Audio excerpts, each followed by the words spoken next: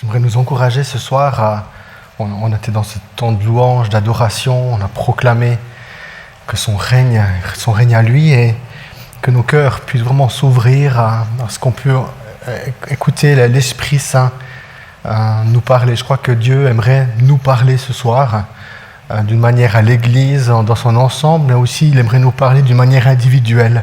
Il aimerait te parler. Amen. Et des fois, c'est des choses aussi que j'ai découvert, que j'ai appris, où des fois, il faut, pour pouvoir écouter une personne, il ne faut pas voir la personne, il faut aller au-delà. Et puis de pouvoir entendre en fait l'Esprit de Dieu l'Esprit de Dieu qui nous parle. Amen. Ce soir, c'est mon dernier message de l'année, normalement. Et puis en fait, c'est une suite. Je redonnerai la deuxième suite de mon message lors de mon premier message de 2021, Dieu voulant.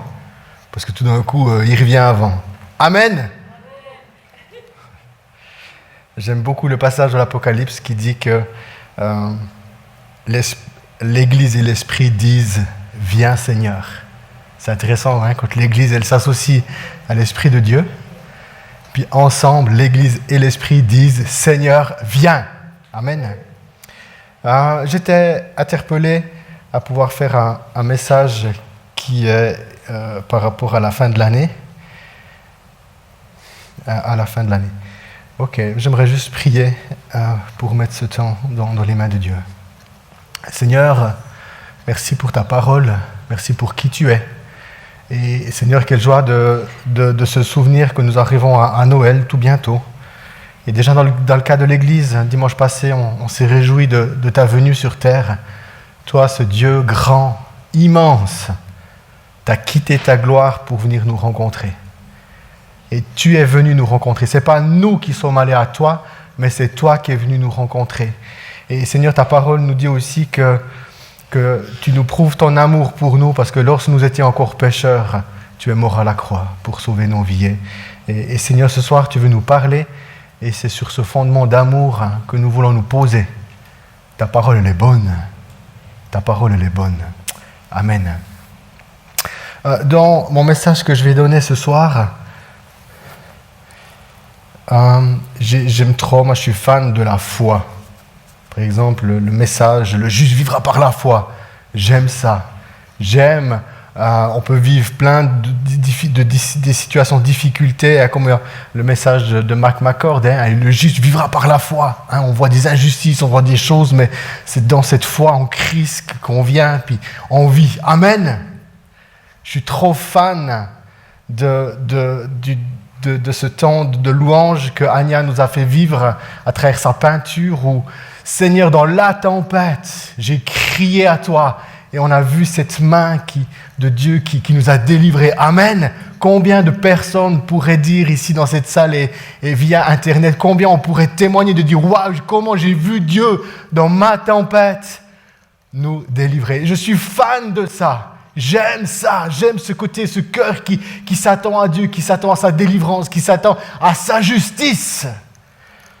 Mais j'ai vraiment été interpellé par une autre réalité, que peut-être on en parle un petit peu moins dans le cadre de l'Église, et qui me semble hyper important de pouvoir le prêcher et l'enseigner, parce qu'à un moment donné, il pourrait manquer quelque chose dans notre marche. Il pourrait manquer quelque chose. Et ce soir, j'ai l'impression, c'est comme si je rajoute une réalité par rapport à ce que j'ai dit. Pour que nous puissions, j'ai envie de dire, être dans la victoire. Amen. Parce que je crois que mon message ce soir, dans ce que je vais partager, dans ce qui habite mon cœur, je crois qu'il y a beaucoup de puissance. Alors ce ne sera pas une puissance étincelante qui, bam! Non, ce sera bien calme. Je pense que ce sera toujours bien calme dans la salle. Mais si on met en pratique, puis on aspire à ce que je vais partager, je crois qu'il y a beaucoup de puissance.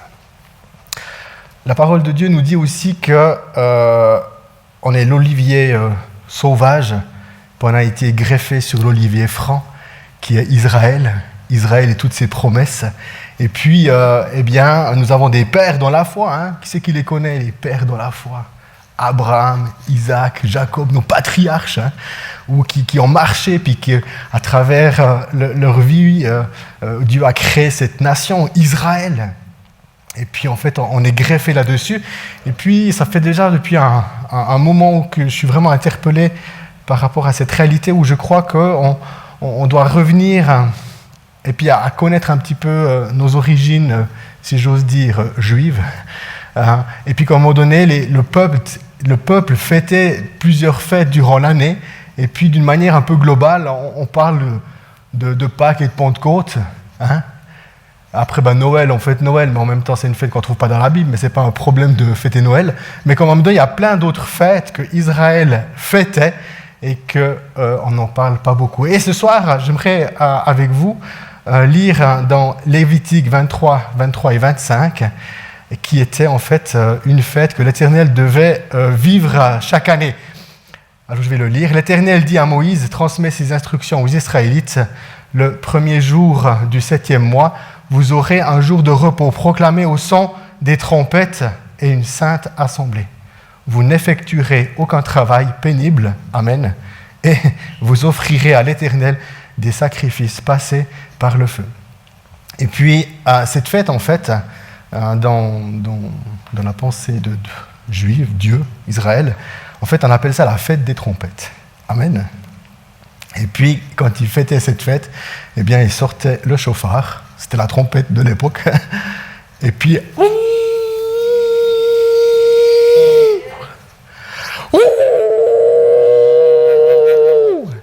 Et ça sonnait.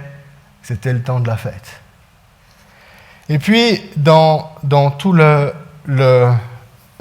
la dynamique juive, en fait, cette fête des trompettes, en fait, c'est le nouvel an juif.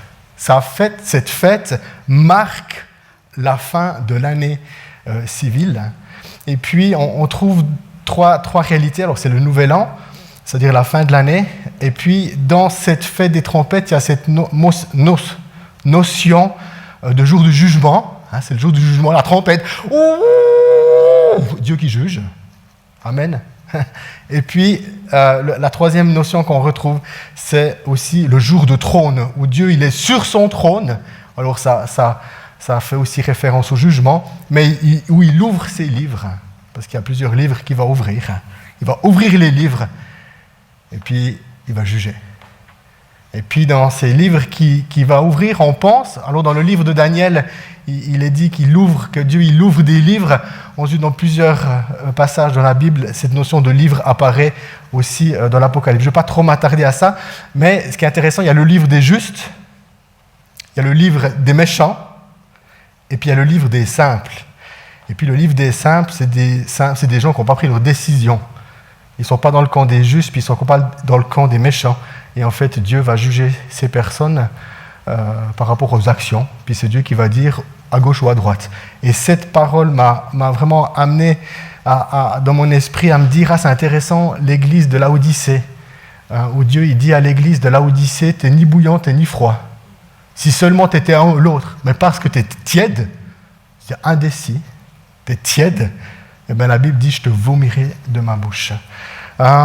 Et puis, c'est vraiment quelque chose d'intéressant parce que, par exemple, le mot Nouvel An en juif, ça s'appelle Rosh Hashanah, si je le prononce juste. Il n'y a peut-être pas le Rosh Hashanah, il y a un petit peu le R, mais c'est Rosh Hashanah. Rosh, littéralement, qui veut dire tête. Et puis Hashanah qui veut dire année, c'est en fait la tête, le début de l'année. C'est cette notion de nouvel an. Et puis par rapport au son de la trompette, l'apôtre Paul va dire dans 1 Thessaloniciens 4, 16, 17, il va dire au signal donné à la voix de l'archange, au son de la trompette de Dieu, le Seigneur lui-même descendra du ciel. Les personnes qui sont mortes, unies à Christ, se révéleront les premiers. Ensuite, nous qui serons encore en vie à ce moment-là, nous serons enlevés avec eux au travers des nuages pour rencontrer le Seigneur dans les airs et ainsi, nous serons toujours avec lui, le Seigneur. Amen. Dans 1 Corinthiens 15, il reparle de ça et dit « Je vais vous révéler les projets de salut de Dieu. Nous ne mourrons pas tous, mais nous serons tous transformés en un instant, en un clin d'œil, au son de la dernière trompette. Car lorsqu'elle sonnera, les morts ressusciteront pour ne plus mourir. Amen. Et nous serons transformés.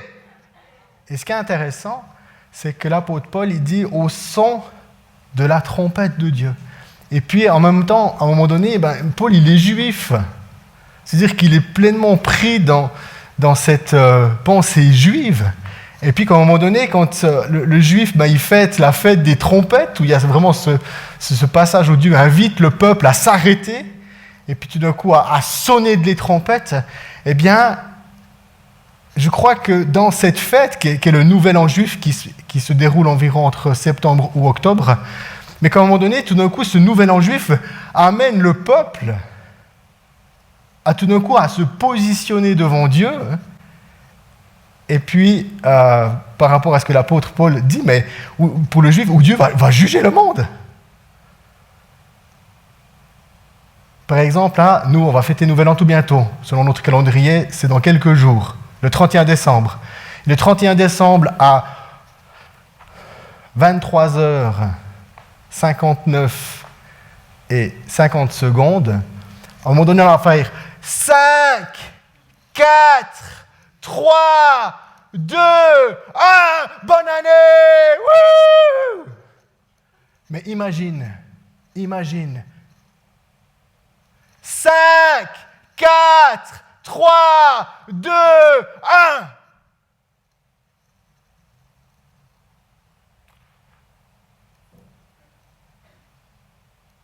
Il n'y a plus de bruit dans la salle, en fait, parce que les chrétiens sont partis. Les croyants sont partis.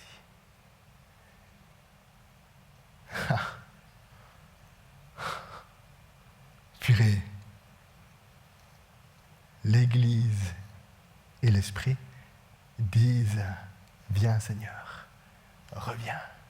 Et aujourd'hui, on est là, et puis on se prépare à passer le câble la nouvelle année.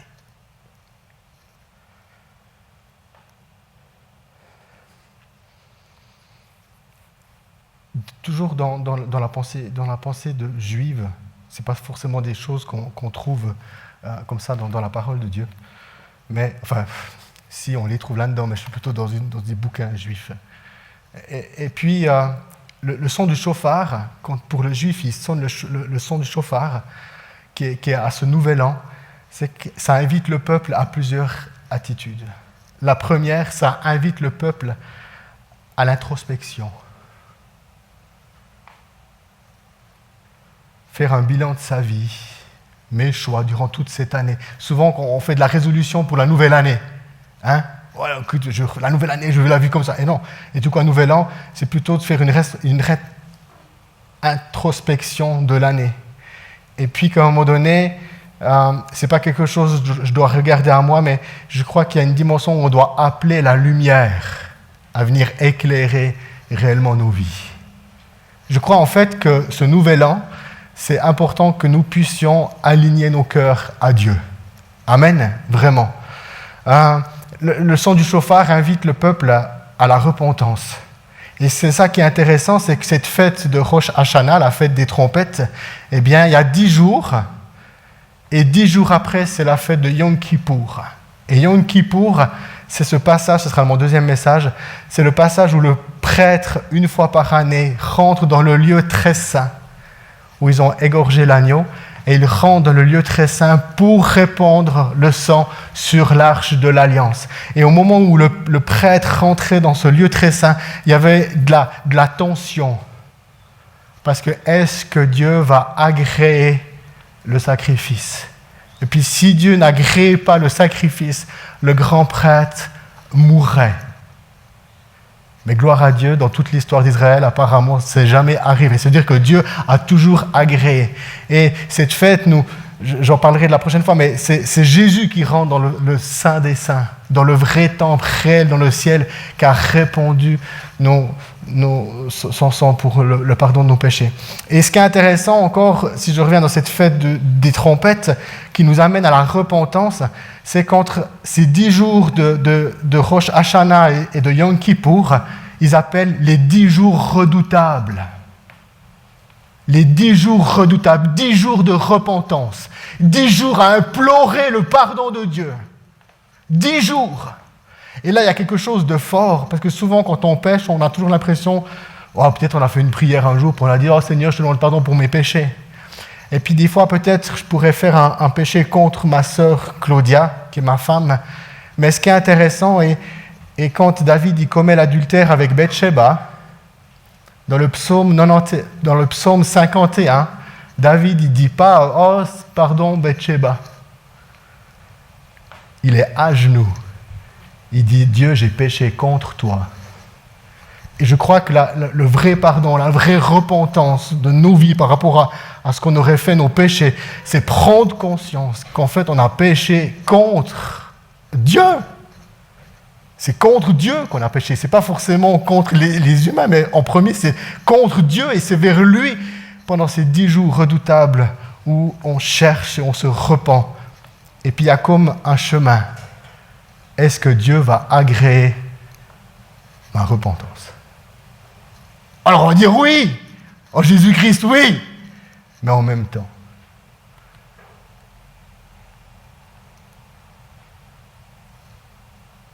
des fois, je trouve un peu facile. En autant, je crois que l'évangile est simple et très facile.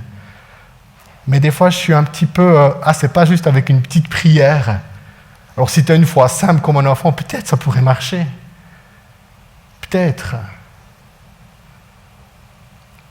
Mais des fois, je crois qu'on doit aller chercher le pardon de Dieu.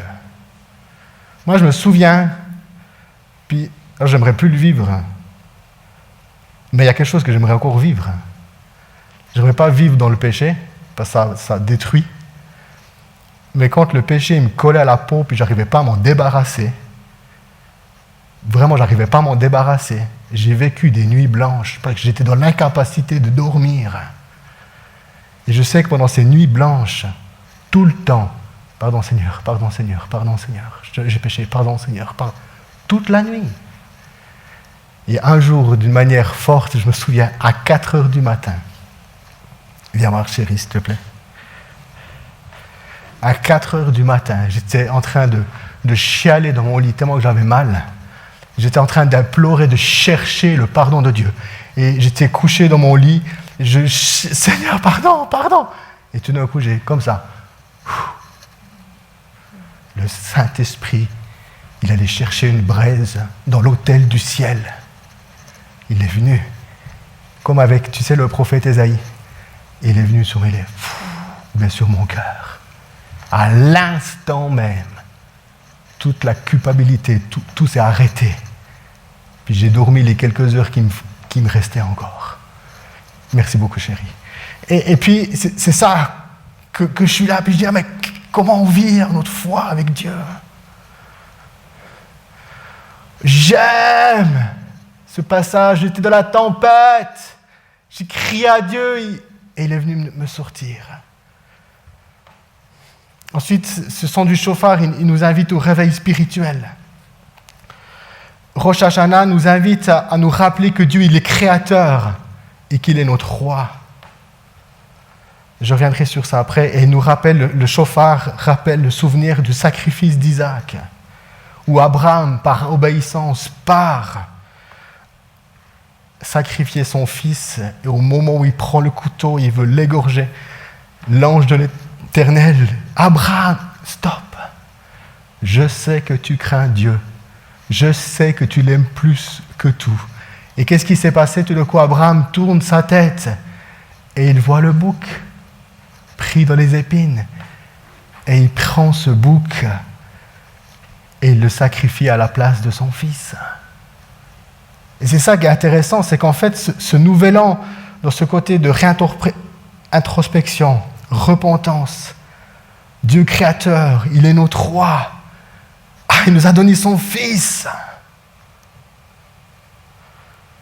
Et je crois que c'est un moment où tout d'un coup, il nous plonge dans les profondeurs de son amour. Il veut nous ramener dans l'intimité, dans le cœur à cœur avec lui. Il nous invite à aligner nos cœurs avec le sien. Parce que c'est là maintenant que j'arrive sur le point de mon message. Ça, c'était juste une petite introduction. Le psaume 139, 24, 25. Moi, je dis c'est de la bombe, ce passage. Le psalmiste, il fait cette prière. Il dit, examine-moi, ô Dieu, et connais mon cœur. Mets-moi à l'épreuve, et connais mes pensées. Regarde si je suis sur une mauvaise voie, et conduis-moi sur la voie de l'éternité. Et c'est là que je crois que dans l'introspection qu'on doit dans nos vies, dans ce temps de fin d'année, mais qu'est-ce qu'on en sait qu'on vivra 2021 ? Tout d'un coup, Dieu, il vient. Et il veut que nos cœurs soient alignés aux siens. C'est le temps de pouvoir sonder ses reins et de faire cette prière et de dire « Examine-moi, ô Dieu, connais mon cœur. Examine-moi, mets-moi à l'épreuve. » Et c'est là en fait que je dis que j'aime. Oh Seigneur, sauve-moi. J'aime quand il vient, il est venu me chercher dans la tempête et il me ressort. Mais maintenant qu'on est en terre ferme, de pouvoir prier et puis de pouvoir demander à Dieu, sonde mon cœur. Est-ce que je suis sur la bonne voie ? Est-ce que je suis aligné à ton cœur ? Est-ce que ma manière de vivre, est-ce que ma manière de penser, est-ce qu'elle t'honore ? Est-ce qu'elle est juste ? Et puis, on arrive au psaume 81, parce que le psaume 81 fait référence à la fête des trompettes, parce qu'au verset 4, il dit « Sonnez de la trompette à la nouvelle lune, puis à la pleine lune, le jour de notre fête. » Et en fait, le psaume 81, c'est un psaume qui fait référence au psaume à la fête des trompettes. Mais ce psaume, il m'attriste. J'entends une voix inconnue me dire « J'ai déchargé tes épaules du fardeau, tes mains ont laissé le lourd panier. Quand tu étais dans la détresse, tu m'as appelé et je t'ai délivré. Je t'ai répondu au cœur de l'ouragan, de l'orage. À la source de Mériba, je t'ai mis à l'épreuve. Mon peuple, écoute-moi, j'ai à t'avertir. Si seulement tu m'écoutais, Israël. » Puis moi, je dis, oh Seigneur, alors, tout mon message, je l'ai préparé. Hein. Je suis déjà dedans. Parce que je n'oserais pas prêcher ça sans déjà moi, en amont, crier à Dieu ce que je suis en train de vous dire. Mais regardez ce psaume 81. J'ai déchargé tes épaules du fardeau, tes mains ont laissé le lourd panier. Quand tu étais dans la détresse, tu m'as appelé, je t'ai délivré. Mais Israël, j'ai à t'avertir. Mais si seulement tu m'écoutais, si seulement tu m'écoutais. Puis qu'après, au verset 12, il va dire, mais Israël, mon peuple, n'a pas écouté mon appel. Qu'il n'en soit pas ainsi de nos vies. Qu'il ne soit pas ainsi de nos vies. Qu'il ne soit pas ainsi de nous. Seigneur, non, que l'Église puisse t'écouter. Parce que tu aimerais l'avertir. Tu aimerais lui parler. Et je crois que dans l'écoute, l'obéissance, il y a de la puissance. Si on est assez courageux pour demander à Dieu, si on est assez courageux pour demander à Dieu, examine-moi, connais mon cœur, mets-moi à l'épreuve. Regarde si je suis sur une mauvaise voie et conduis-moi sur la voie de l'éternité. Vous savez, c'est vraiment un truc que j'ai compris. Toute ma frustration, elle est le résultat que mon cœur n'est pas aligné au cœur de Dieu. Si mon cœur est aligné au cœur de Dieu, j'ai plus de frustration. Ça, c'est la révélation du siècle. Hein? Moi, j'ai lutte beaucoup avec la frustration. Mais quand chaque fois je suis frustré, ok, là, c'est que mon cœur, il n'est pas aligné au cœur de Dieu. Alors, qu'est-ce que tu fais? Tu reviens dans la prière, sonde-moi. Sonde-moi. Parle-moi. Mets-moi à l'épreuve. Et c'est ça, quand on comprend que Dieu, il dit que lorsque nous étions encore pécheurs, il nous a prouvé son amour, parce que lorsque nous étions encore pécheurs, il nous a donné Jésus. Amen. Alors maintenant, de prier notre Dieu et de pouvoir l'amener et dire « Sonde mon cœur, mais je sais qu'il est amour. S'il révèle quelque chose en moi, c'est pour ma sanctification.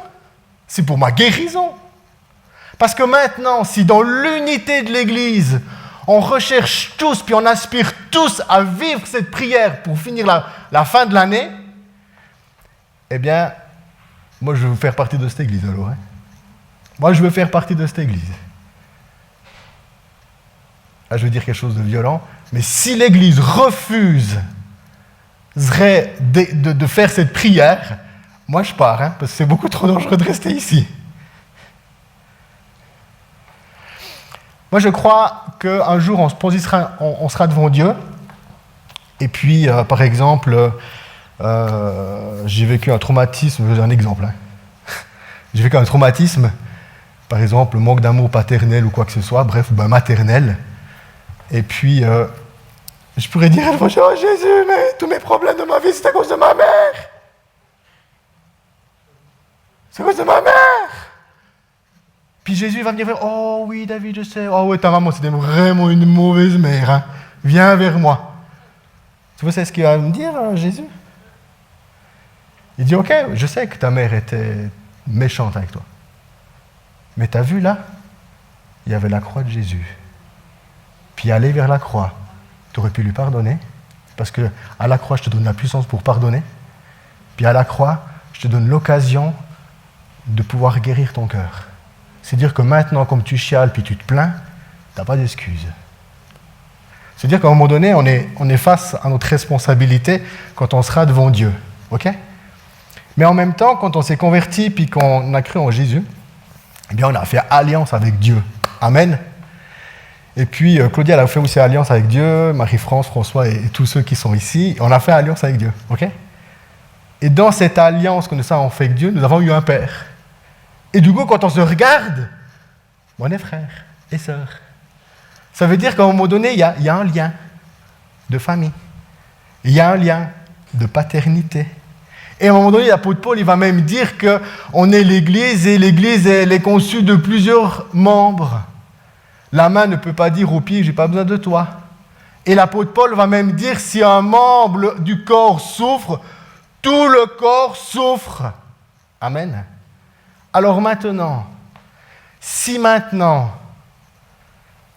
je refuse que Dieu examine mon cœur, je refuse qu'il me mette à l'épreuve pour voir où j'en suis dans ma vie, eh bien, ça aura une conséquence négative, comme des ondes négatives dans le corps. Mais si maintenant, d'une manière individuelle, moi, David, j'accepte que Dieu me mette à l'épreuve, qu'il me passe dans le feu pour voir où j'en suis dans ma vie, et puis j'accepte cette épreuve, j'accepte que Dieu mette en lumière mon cœur, eh bien, ça aura des conséquences positives dans le corps. Alors maintenant, si dans l'unité, dans l'Église et ceux qui nous regardent avec Internet, on arriverait à dire « Oui Seigneur, examine-moi, oh Dieu, connais mon cœur, mets-moi à l'épreuve », moi je reste dans l'Église. Mais si maintenant, l'Église refuserait, moi je pars. C'est trop dangereux de rester ici. C'est trop dangereux. Ce qui est intéressant encore dans cette fête, c'est qu'on doit se souvenir que nous avons un Dieu créateur. Et en fait, Rosh Hashanah, pour les Juifs, c'est l'anniversaire de la création. Ouais, je crois qu'actuellement, elle est en 5720. Ouais, selon le calendrier juif, je crois, je ne sais pas trop. Et puis, à un moment donné, on l'invite à être roi. Et c'est là qu'est intéressant. Quand j'ai crié dans la tempête et qu'il est venu me sauver, c'était Jésus le sauveur. Mais maintenant, est-ce que Jésus, il est roi de ma vie? Parce qu'il ne peut être roi de mon cœur, de nos cœurs, seulement si on l'invite. Vraiment. Alors du coup, c'est intéressant. Tu as Rosh Hashanah, puis tu as ces 10 jours redoutables. Et dans ces 10 jours redoutables, de pouvoir faire cette prière et dire « Mon Père, mon Roi, connais-moi, connais mon cœur, mets-moi à l'épreuve. Mon Père, mon Roi !» Parce qu'à un moment donné, c'est important qu'il soit roi. Pourquoi ? Parce qu'il faut l'inviter comme roi dans son cœur, afin qu'il puisse qu'il puisse exercer son autorité et puis sa puissance dans nos vies. Parce que si je ne l'invite pas comme roi, il ne pourra pas exercer son autorité et sa puissance dans ma vie. Amen. Et c'est ça qui est génial avec Rosh Hashanah et la fête des trompettes. Là, c'est l'occasion pour se ressouvenir, se recadrer nos cœurs avec Dieu et pendant 10 jours, Seigneur, sois mon roi. Seigneur, exerce ton autorité dans ma vie. Amen. Exerce l'autorité.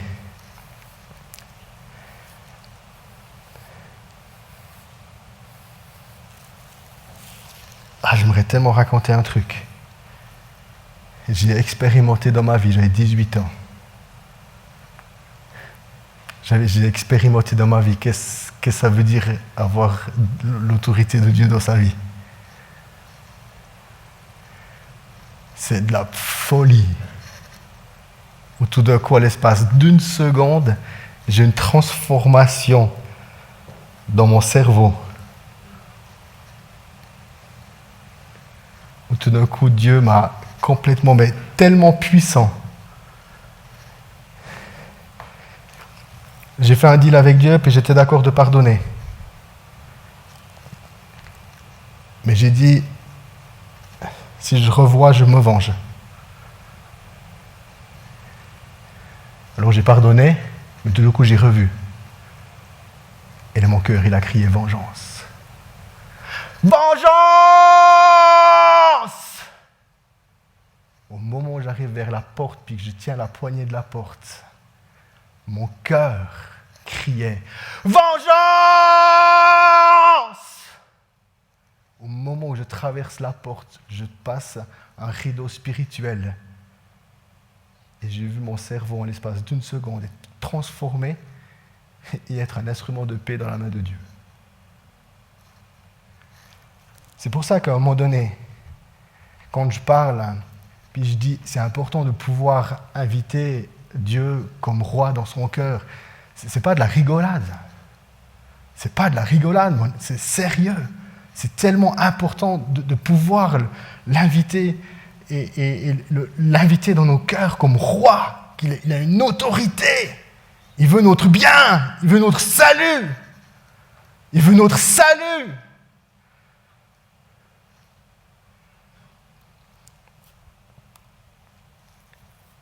Ici, j'aimerais encore parler avec vous de l'église d'Éphèse, dans le livre de l'Apocalypse. L'église d'Éphèse, bref, on sait que l'Apocalypse, Jean, il a reçu une vision et puis il a reçu 7 messages pour cette église. Moi, l'église d'Éphèse, elle est incroyable. Alors, je vais lire un peu le texte. Écrit à l'ange de l'église d'Éphèse, voici ce que déclare celui qui tient les 7 étoiles dans sa main droite, qui marche au milieu des 7 lampes d'or. Je connais ta conduite. C'est le psaume 139, ça. Ils ont fait ce prix. Bref. Je connais ta conduite, la peine que tu t'es donnée et la persévérance. Je sais que tu ne peux pas supporter les méchants. Tu as mis à l'épreuve ceux qui se disaient apôtres mais ne le sont pas. Et tu as démasqué leur imposture. Tu as de la persévérance, tu as souffert à cause de moi. Et tu ne t'es pas découragé. Mais c'est la The Église. Attends, photo Instagram. Église persévérante. Photo Instagram. L'église qui découvre les faux apôtres. Va dire à quelqu'un, Anacle est un faux apôtre. Vrai. Non mais c'est comme The Église, c'est découvre les faux apôtres, Instagram, planétaire, fais un petit sourire. The Église, purée, mais la The Église, photo Instagram, on a souffert à cause du nom de Jésus, nous avons persévéré. Yeah, les gars, c'est super, on est sur le bon chemin. Wow. Yes. Allez, on va s'encourager. Faisons un cri de guerre un peu là. Louange au Seigneur. Alléluia. Chorabalabala. Mais Dieu, il voit ce que nous, on ne voit pas. Et Dieu, il entend ce que nous, on n'entend pas. Passage suivant. Accroche-toi. Mais j'ai un reproche à te faire. Tu ne m'aimes plus comme au commencement. De quelle hauteur tu es tombé? Prends-en conscience, change de vie et agis comme tu l'as fait au commencement. Si tu refuses de changer, je viendrai à toi et j'enlèverai la lampe de sa place. Moi, je crois au salut éternel, mais je crois qu'on a un Dieu qui est saint. Je crois qu'on a un Dieu qui est saint. Et puis, quand je vois ce passage, je me dis, Seigneur, comment c'est incroyable, comment, mais regarde cette église, tu ne peux pas lui parler comme ça. Moi, je n'oserais pas parler comme ça. Regardez, comme elle a souffert à cause de toi, comme elle a été persévérante, elle a même réussi à dénoncer les faux apôtres. Non mais, mais Seigneur. Mais j'ai un reproche à te faire. Tu m'aimes plus comme au commencement. Moi, je dois comme m'arrêter là. J'arrive plus à prêcher, j'arrive plus à parler. Je dois comme m'arrêter. Puis tout d'un coup, prendre au sérieux la vie chrétienne. Prendre au sérieux la vie chrétienne, ouais, c'est ça. Prendre au sérieux la vie chrétienne. Prendre au sérieux mon intimité avec Dieu. Ma prière, ma méditation de la parole de Dieu, la vérité de mon cœur. L'apparence, mais enlevons les masques. Venons vrai à l'église. Si tu es joyeux, viens joyeux. Puis si tu es triste, viens triste. Alors après, des fois, ça arrive que de quitter la maison puis d'arriver ici dans l'église, il y a la joie qui vient. Alors c'est pas de l'hypocrisie. Parce que ça peut vraiment arriver, je crois à ça. Parce que tu ne peux pas rester triste dans l'esprit, dans la présence de Dieu. Parce qu'il y a beaucoup de joie dans la présence de Dieu. Puis sa joie nous console. Sa joie nous réconforte, nous guérit.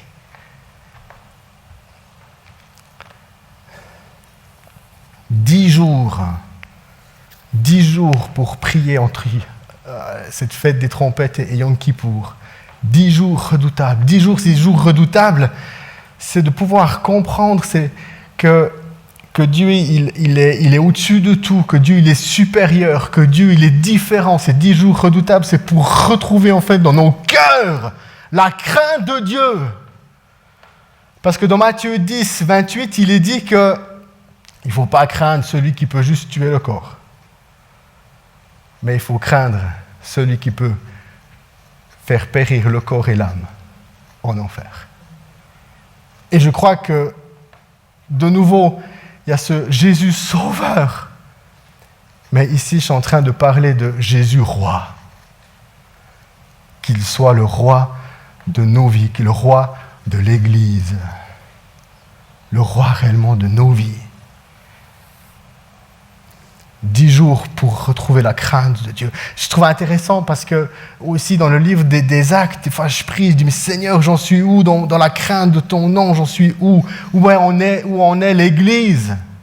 Où en est l'Église par rapport à la crainte de ton nom? Et dans les passages de le livre des Actes, tout d'un coup il y a des miracles qui se passent, puis en même temps il y a un peu des jugements de Dieu qui viennent, puis du coup le passage il dit le peuple était dans la crainte de Dieu.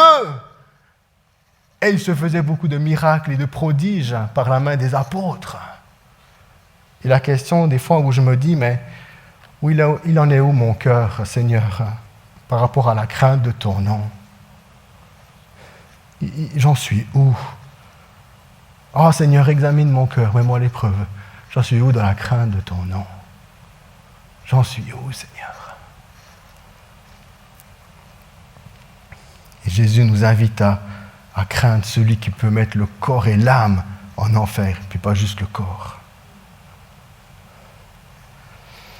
Et j'aimerais nous inviter pendant 10 jours, faire cette prière, le psaume 139, 24, 25. Pendant 10 jours, chaque matin, quand tu te lèves, tu prends ce psaume et tu le lis. Tu commences, mon Père, mon Roi, examine-moi, mets-moi à l'épreuve, connais mes pensées. Amen. Parce que vous savez, peu importe ce que je pourrais penser de vous, ou de toi, peu importe ce que tu peux penser de moi. Ce qui est important, c'est qu'est-ce que Dieu pense de moi et de toi. Ça, c'est hyper important. Parce que de toute façon, ici-bas, sur cette terre, tu ne peux pas plaire à tout le monde. Il y a des gens qui vont t'aimer, puis il y a des gens qui vont détester. Ça, c'est le monde ici-bas. On ne peut pas plaire. Puis si on essaye de plaire aux gens, on se corrompt. On se corrompt. Dieu, examine-moi. Et j'aimerais vous inviter à faire cette prière. Et je crois que dans cette prière du psaume 139, il y a beaucoup de puissance. Beaucoup. Beaucoup. Beaucoup.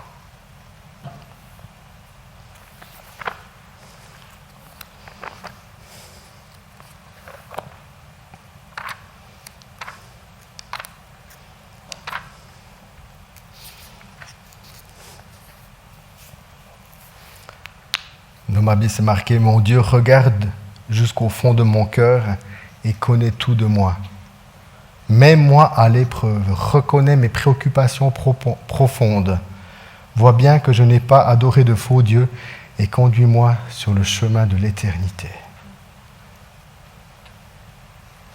Il a aussi parlé dans la Bible que, je ne sais plus exactement quelle référence, mais Dieu il vient et il dit « Non, mais moi je suis le numéro 1 dans ta vie, je ne partage pas. Je suis le numéro 1. »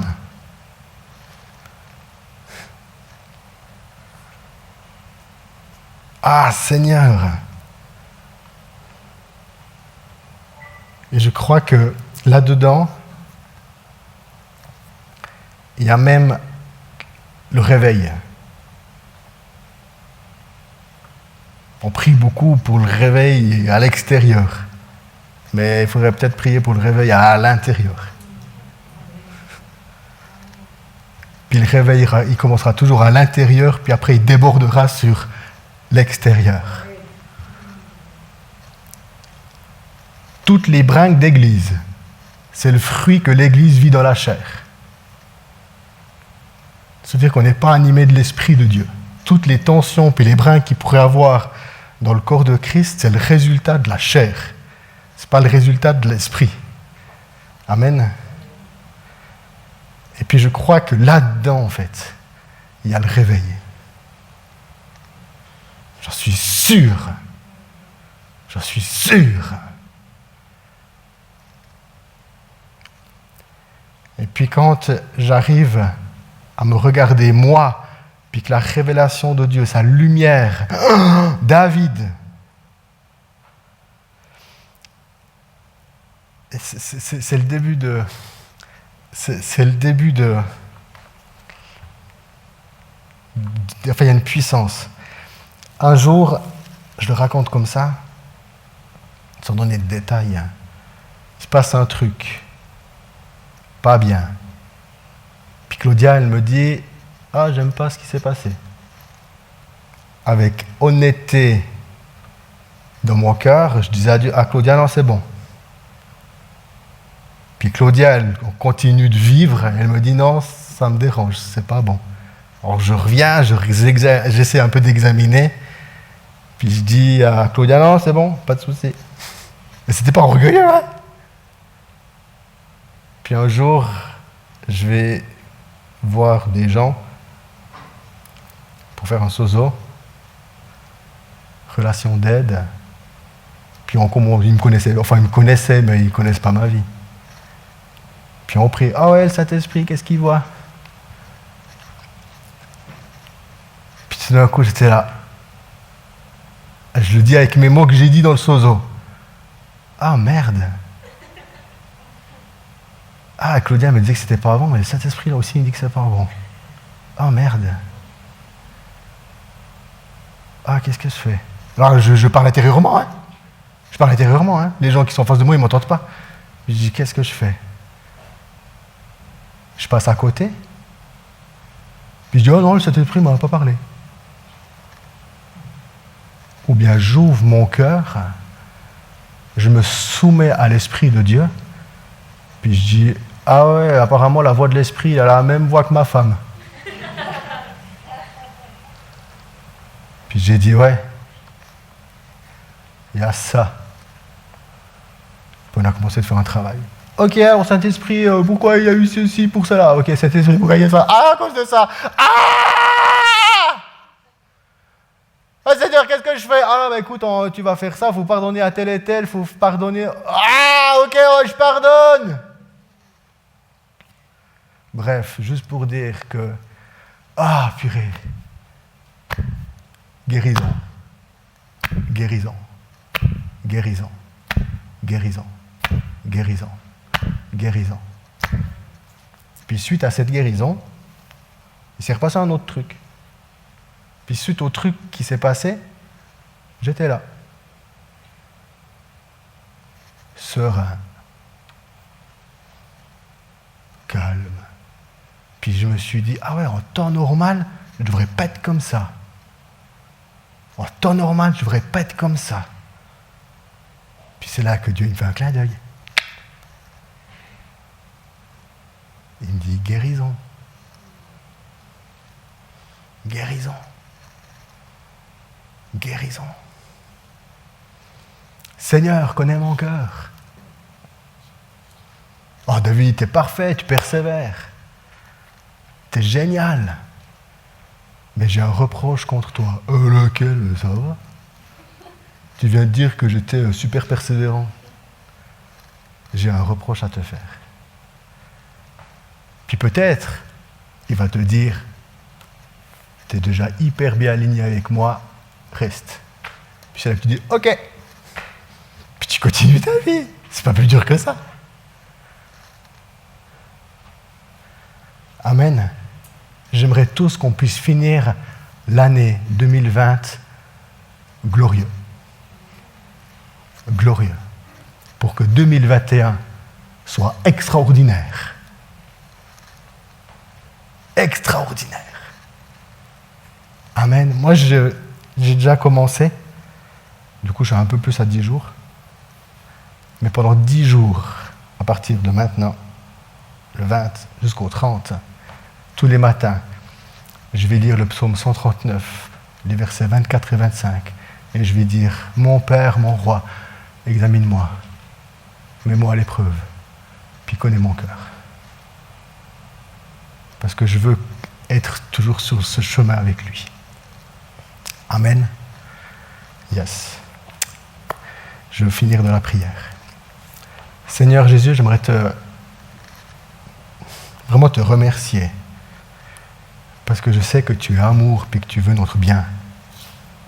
Mais je prie que nos cœurs puissent avoir assez confiance en toi que nous puissions vraiment t'inviter comme roi et que nous puissions avoir assez de courage de pouvoir te dire, mets-moi à l'épreuve, connais mon cœur, et que tu puisses mettre en lumière dans nos vies, dans le sens que qu'est-ce que tu aimerais faire aujourd'hui dans ma vie?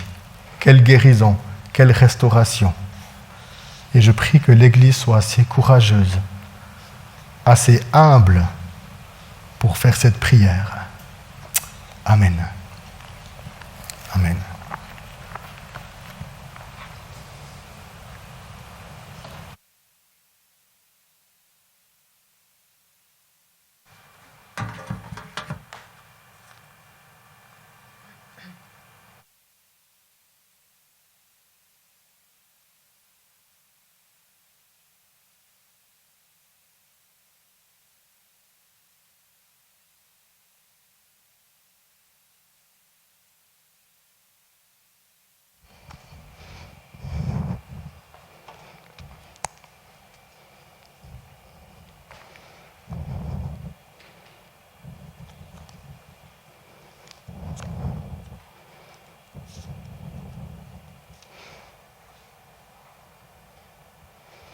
Je crois qu'on a entendu tous l'appel divin ce soir qui vient résonner dans nos cœurs, et ce mot qui est revenu constamment du Seigneur, ce écoute, Shema, Shema Israël, écoute mon peuple. Et tu as cité David, Apocalypse 2, pour l'église d'Éphèse. Et quelle est la phrase qui conclut chaque parole donnée aux 7 églises? Est-ce que vous savez? Une phrase qui revient pour les 7 églises. Que celui qui a des oreilles écoute ce que l'Esprit dit aux églises. À chaque visite de l'Église, à chacune, la parole a été donnée. Écoute ce que l'Esprit dit aux églises. Si tu as des oreilles, oh, que le Seigneur nous fasse grâce, parce qu'il nous a donné des oreilles pour qu'on entende sa parole, pour qu'on entende la vérité, pour qu'on soit capable même de fermer nos oreilles aux mensonges du diable, aux paroles mensongères de Satan, mais qu'on se tourne vers la vérité, qui est le Christ, et que pour notre bien, pour notre salut, pour le bien du monde, le bien des descendants après nous, qu'on puisse écouter le Saint-Esprit et nous aligner sur ce que l'Esprit Saint nous dit personnellement. Comme il dit, vous savez, le Seigneur est bon, il est riche en bonté, lent à la colère. Il donne son amour pour 1000 générations, et la parole dit qu'il punit jusqu'à 4 générations. Et ce mot, je vous l'avais déjà dit, mais qui est traduit par punit, mais en fait le sens véritable, c'est il visite la faute sur 4 générations. Il visite pour sauver. Donc je pense que ces 10 jours redoutables, c'est un temps de visitation, et qu'on a besoin d'être visité tout le temps. Disons régulièrement, en profondeur, puisque c'est constamment qu'on est renouvelé dans notre intelligence par le Saint-Esprit, en le lui demandant, pas par notre force, mais par la puissance de l'Esprit Saint. J'aimerais juste terminer en priant pour les personnes qui ont des besoins, qui sont malades, qui s'attendent au secours de Dieu. Il n'y a rien de plus beau que d'attendre le secours du Seigneur, sa visite. Et pour les personnes qui, à cette approche des fêtes, qui sont encore particulières cette année, qui vont les passer seules, j'aimerais qu'on puisse avoir une pensée pour toute personne. Ça peut être bien sûr pour vous-même et pour des proches, pour des voisins que vous connaissez, des membres de votre famille. Seigneur, on veut t'apporter tous nos frères, tous nos sœurs, toutes les personnes qui nous sont chères. on veut t'apporter nous-mêmes nos vies. Je vois cette image, vous savez, dans l'Ancien Testament, quand on présente à Dieu, quand on lui présentait l'offrande, on l'élevait comme ça. On la portait sur nos mains, puis on la montre à Dieu. Et Seigneur, c'est ce qu'on veut faire avec tous nos besoins et les besoins de nos prochains. On veut les monter vers toi et on veut te les donner et on veut te dire, mais examine, Seigneur, et prends, Seigneur, parce que ton bras n'est pas trop court pour secourir et venir toucher maintenant toutes les personnes ici dans la salle ou en ligne qui présentent un besoin spécifique, Seigneur. C'est peut-être un besoin dans sa santé, dans son corps, dans son mental, Seigneur, dans sa santé psychologique. Seigneur, tu connais tout est découvert devant toi. Tout est à découvert et par ta grâce, tu viens, Seigneur, encore. Tu viens secourir, tu viens répondre, tu viens aider, tu viens encourager, Seigneur, parce que tu es un Dieu bon, tu es un Dieu saint, tu es un Dieu miséricordieux et on appelle ta bonté, ta miséricorde ce soir. Sur toute personne aussi qui, comme je le disais, vont passer des fêtes dans la solitude, une solitude pesante peut-être. Mais je prie pour une visitation spéciale cette année, Seigneur, où ton esprit souffle, il tourne autour des foyers et il entre parce je crois qu'il y a des brèches, il y a des cœurs qui s'attendrissent vers toi, à toi, et ton Esprit Saint peut venir parce qu'il entre, c'est un gentleman, il entre pas sans permission. Mais Seigneur, comme tu dis, je frappe à la porte. Celui qui ouvre, j'entrerai chez lui et je mangerai avec lui. Seigneur, qu'il y ait ces rencontres dans ces temps de fête où tu entres carrément dans les maisons et tu viens t'asseoir à la table de la personne seule qui s'est préparé une soupe ou qui s'est préparé un bout de pain, Seigneur. Viens, toi, la lumière du monde, viens, tu pénètres dans les ténèbres des maisons et tu viens changer les vies, Seigneur, que ce soit le vrai Noël, ce Noël 2020. On le prie dans ton précieux nom, Jésus. Amen. Amen. Le Seigneur est bon, il est extrêmement bon. Il nous aime tendrement et nous aussi, nous nous aimons les uns les autres tendrement. Alors je vous souhaite de passer un joyeux Noël, de belles fêtes, de bonnes vacances pour ceux qui en ont déjà maintenant, ou courage pour ceux qui persévèrent encore un petit peu. Et puis on se dit à dimanche prochain. Belle semaine à chacun, à chacune. À bientôt.